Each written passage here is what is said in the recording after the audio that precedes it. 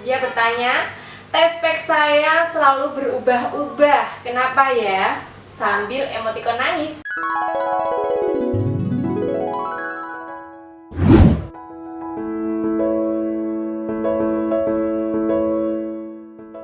Bismillahirrahmanirrahim. Halo sahabat sehat, kembali lagi bersama saya Aini di channel perawatan kesehatan. Lama ya kayaknya kita nggak jumpa. Oke, di video kali ini saya mau menjawab pertanyaan dari salah satu sahabat sehat di channel YouTube kita. Nah, pertanyaannya seperti ini ya. Ini dari Rani Pratiwi.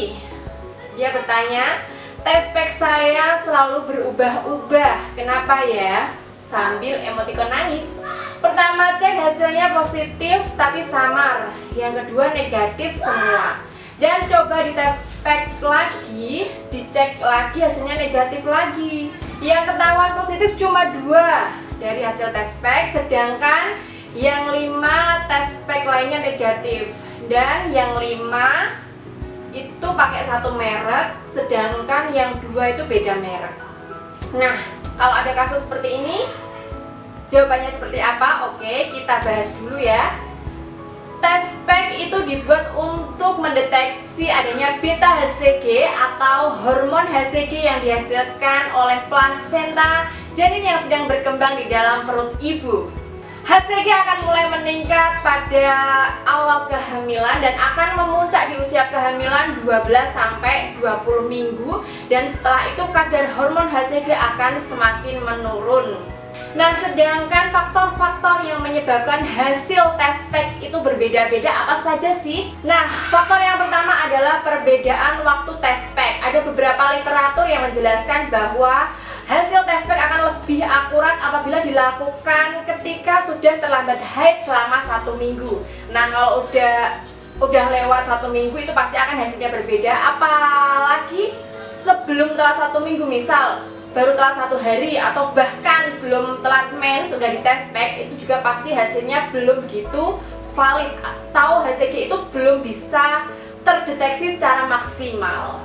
Nah, faktor yang kedua adalah sensitivitas alat test pack. Jadi setiap alat test pack itu memiliki sensitivitas yang berbeda-beda. Semakin sensitif akan semakin mendapatkan hasil yang mendekati akurat atau bahkan akurat.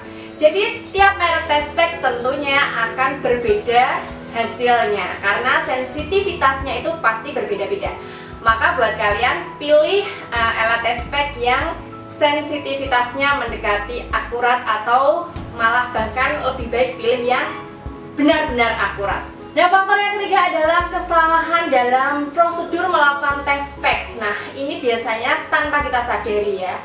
Ada yang tidak mengikuti prosedur yang sudah dianjurkan di kemasan test pack. Itu kan biasanya sudah ada anjuran dan cara pakainya. Nah, kadang itu yang secara tidak kita sadari membaca hasil test packnya tuh terlalu lambat atau buru-buru, baru dicelupin udah diangkat dibaca, atau bahkan terlalu lama, nyelupinnya terlalu lama, didiamkan terlalu lama baru dibaca. Itu juga mempengaruhi hasil test pack. Terus juga ini caranya ya, di strip test packnya itu kan udah dituliskan ya, tidak boleh melebihi batas maksimal. Nah, kalau kita menyelupkannya melebihi garis maksimal itu juga nanti akan mempengaruhi hasil test pack kita.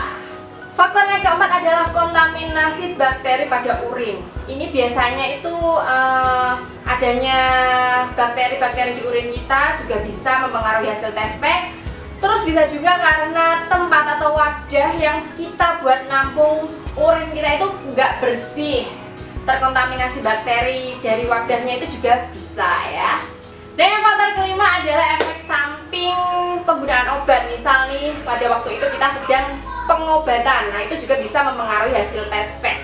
Dan faktor yang keenam adalah adanya gangguan pada kehamilan. Ini bisa saja adanya abortus ya, adanya mola atau hamil anggur, dan adanya kehamilan di luar kandungan atau kehamilan ektopik, atau bahkan adanya kehamilan ektopik yang terganggu. Udah kehamil di luar rahim dia terganggu pula, itu juga dapat mempengaruhi hasil test pack kita. Nah, sahabat sehat, karena banyaknya faktor yang mempengaruhi hasil test pack ya, dan Kalau kita mengalami keraguan, misal kita sudah mengalami terlambat haid, baik itu 1 minggu atau bahkan lebih, sehingga menimbulkan penasaran ya, sudah telat sampai 1 bulan, tapi hasil test packnya itu masih rancu gitu ya, kadang positif, kadang negatif, jadi bingung. Nah, sebaiknya segera lakukan pemeriksaan ke dokter spesialis kebidanan dan kandungan. Nah, nanti dokter pasti akan melakukan pemeriksaan lebih lanjut menggunakan alat USG. Ya, jadi kalian tuh biar nggak penasaran lagi dan nggak bingung lagi. Ya, nanti dokter juga akan memberikan konseling, akan memberikan masukan dan akan melakukan tindakan jika memang ada suatu masalah, akan memberikan multivitamin dan terapi-terapi selanjutnya apabila Bunda sedang benar-benar hamil. Oke? Cukup sekian dari saya, semoga video ini bermanfaat, dan apabila video ini bermanfaat jangan lupa sukai dan bagikan. Salam sehat.